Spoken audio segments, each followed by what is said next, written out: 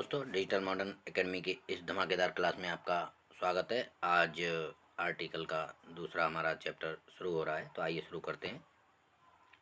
अनुच्छेद 101 स्थानों की रिक्ति होना।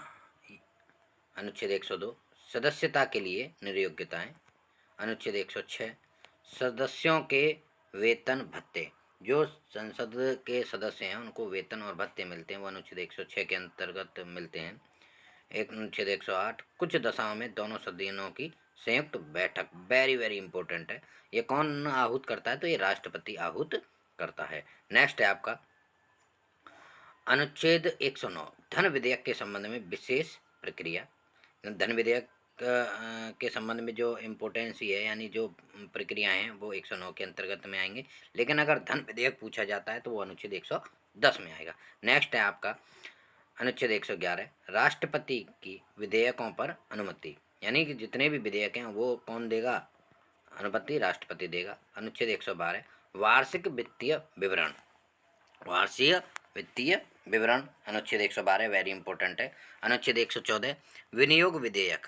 क्या है विनियोग विधेयक? अनुच्छेद 115 अनुपूरक अतिरिक्त या अधिक अनुदान के संबंध में है। नेक्स्ट है आपका 116 लेखानुदान या प्रत्यानुदान व अपवादान अनुदान। नेक्स्ट है आपका 117 वेरी इंपॉर्टेंट है। वित्त विधेयकों के बारे में विशेष उपबंध दिए हुए हैं। क्या दिए हुए? विशेष उपबंध दिए हुए हैं। नेक्स्ट है आपका अनुच्छेद 118 प्रक्रिया के नियम।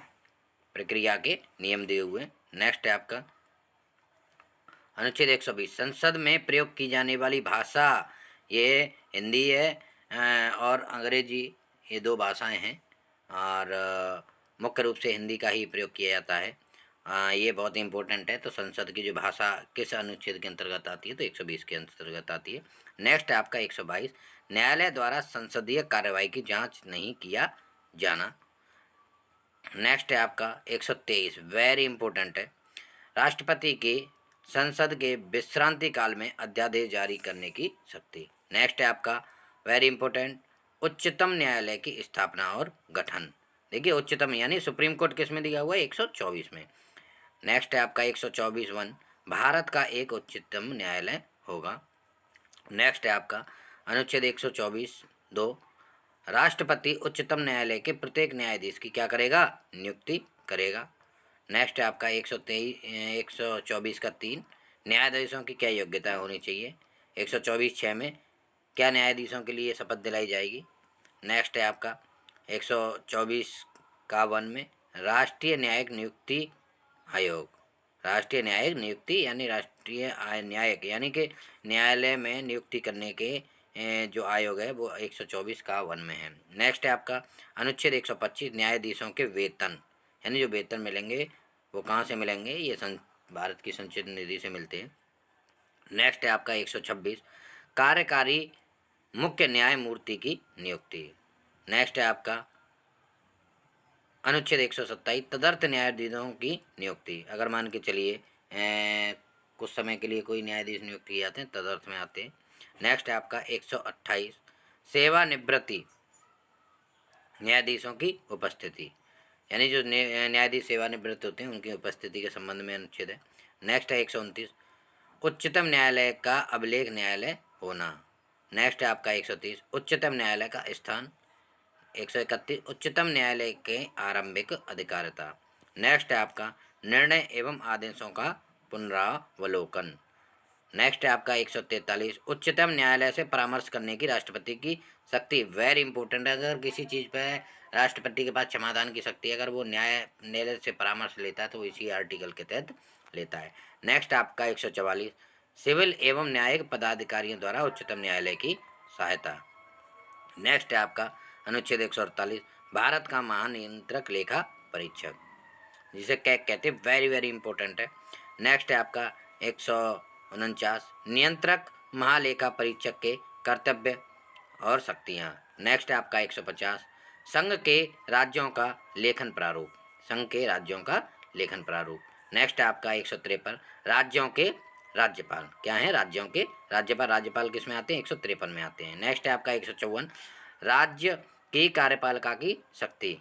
नेक्स्ट है आपका हाँ 155 राज्यपाल की नियुक्ति कौन करता है? राष्ट्रपति करता है। नेक्स्ट है आपका 156 राज्यपाल की पदावधि यानी कितने समय तक रहेंगे। नेक्स्ट है 157 राज्यपाल नियुक्त होने के लिए आहर्ता क्या क्या योग्यताएं चाहिए। नेक्स्ट है आपका राज्यपाल पद के लिए शर्तें, क्या क्या शर्तें होती हैं। नेक्स्ट है आपका 159 राज्यपाल द्वारा शपथ या प्रतिज्ञान, यानी कि जो राज्यपाल शपथ लेता है वो 159 में आती है। नेक्स्ट है आपका 163 राज्यपाल को सलाह देने के लिए मंत्रिपरिषद। नेक्स्ट है आपका 164 मंत्रियों के बारे में अन्य उपबंध है। नेक्स्ट है राज्य का महाधिवक्ता, यानी महाधिवक्ता जो वकील होते हैं बड़े वो हैं। नेक्स्ट है आपका 166 सरकार का संचालन, राज्य सरकार का संचालन। नेक्स्ट है आपका 167 राज्यपाल को जानकारी देने के संबंध में मुख्यमंत्री के कर्तव्य, यानी कि कोई भी काम करते हैं मुख्यमंत्री तो राज्यपाल से सलाह जरूर लेते हैं, इन्हें महामहिम भी कहा जाता है। नेक्स्ट है आपका 168 राज्य के विधानमंडल का गठन, राज्य के विधानमंडल का गठन। नेक्स्ट है आपका 170 विधानसभाओं की संरचना, विधानसभा और लोकसभा, राज्य में विधानसभाएं होती हैं और पूरे देश में लोकसभा होती है। नेक्स्ट है आपका विधान परिषद की संरचना, राज्यसभा की तरह ही विधान परिषद होती है राज्य में। नेक्स्ट है राज्य विधानमंडलों की अवधि 172 के अंतर्गत। नेक्स्ट है आपका 173 राज्यों के विधानमंडल की सदस्यता के लिए योग्यताएं। अब जो मंत्रिपरिषद जो गठन की जाती है, यानी कि जो मंत्री बनाए जाते हैं वो विधानमंडल के अंतर्गत आते हैं। नेक्स्ट है आपका राज्य विधानमंडल के सत्र व सत्रावसान एवं विघटन, यानी कि कब सत्रावसान हो कब विघटन होगा, इसके बारे में 174 अनुच्छेद के अंतर्गत आता है। नेक्स्ट है आपका 176 राष्ट्रपति का राज्यपाल का विशेष अभिभाषण। नेक्स्ट है आपका 177 संसद के बारे में मंत्रियों और महाधिवक्ता के अधिकार। नेक्स्ट है आपका 178 विधानसभा का अध्यक्ष और उपाध्यक्ष किस में आते हैं? 178 में आते हैं। नेक्स्ट है 179 में आते हैं अध्यक्ष और उपाध्यक्ष के पद का रिक्त होना या पद से उन्हें हटाए जाना। नेक्स्ट है आपका 180 अध्यक्ष के पदों के कार्य व शक्ति। नेक्स्ट है आपका 181 अध्यक्ष उपाध्यक्ष को पद से हटाने का कोई संकल्प पारित होने पर उसका पीठासीन न होना। नेक्स्ट है आपका 182 विधान परिषद का सभापति और उपसभापति के बारे में दिया हुआ है। नेक्स्ट है आपका 183 सभापति और उपसभापति के पद रिक्त होने पर पद त्याग करना या पद से हटाए जाना 183 में। नेक्स्ट है आपका 184 सभापति के पद के कर्तव्यों का पालन व शक्ति।